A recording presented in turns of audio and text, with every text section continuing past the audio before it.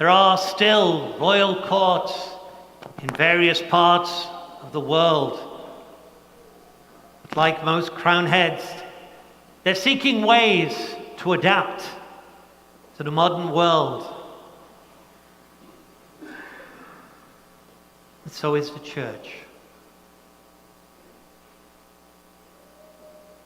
When Pope John the 23rd was elected, popes used to be carried around in a sedan chair. I can't remember if it was he that did away with it or his predecessor, Paul VI. But Paul VI did away with this thing called a triple tiara. Well, it certainly give a person a height, but that also went away.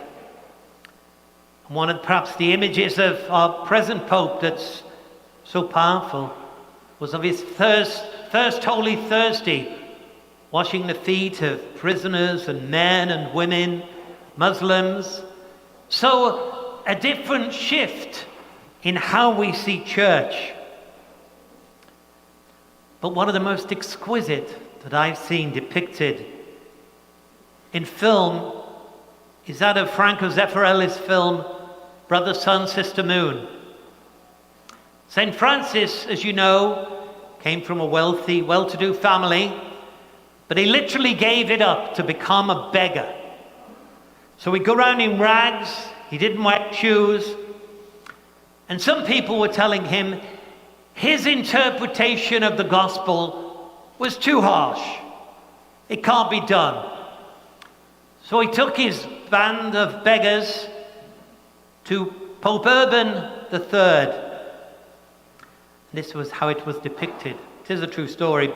This is how it was depicted by Zeffirelli.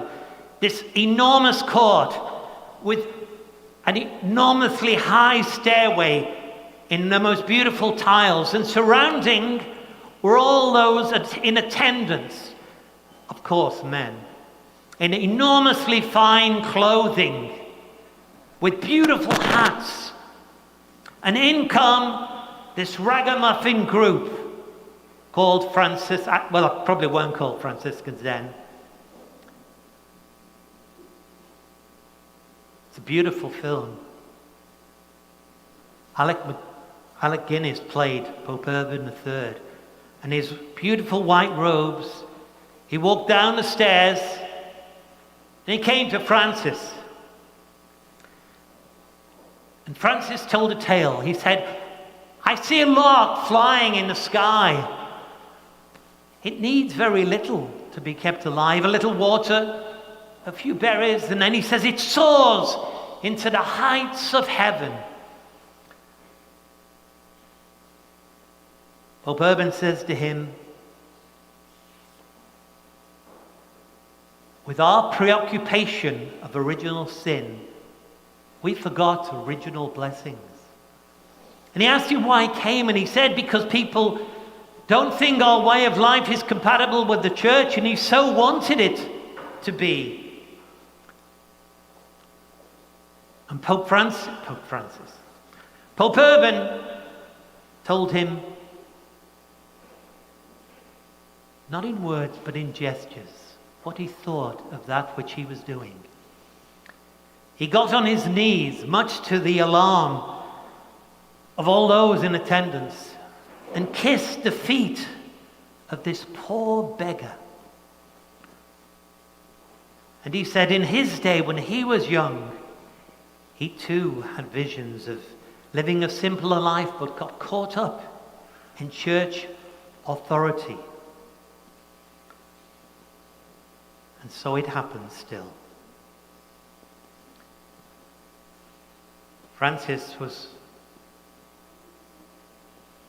had quite a lengthy conversion. One of the highlights of it was when he once again witnessed a group of lepers.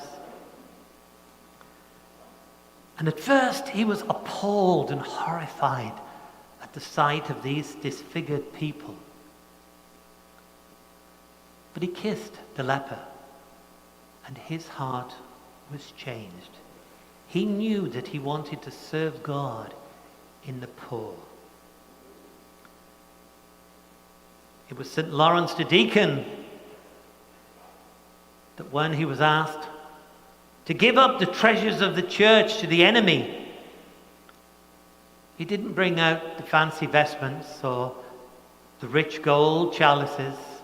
He brought out the poor, saying, "These are the treasures of the church." And at this time of year, we pay more attention than usual to those who are in need. But of course, the need goes on throughout the year for 52 weeks. And you are responding and are responding enormously, generously to our giving to various charities this year.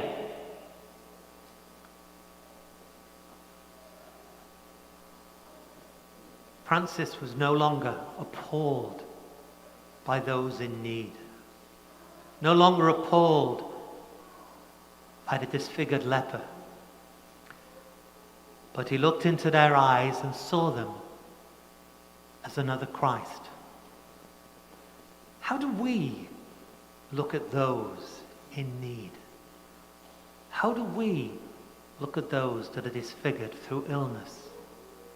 Those that are imprisoned, those that are dying and have no control anymore over their life and totally and utterly at the mercy of others. And so thank you for your generosity. But I hope that together we can pray that we won't just give to the poor. We'll ask questions of why there's poverty. And not just blame a particular political style, but to love that person we see.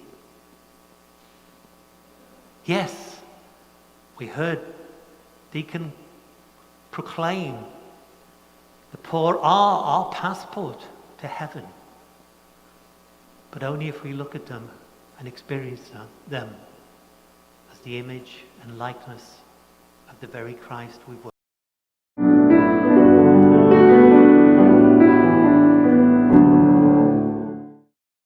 Please like, subscribe, or comment below.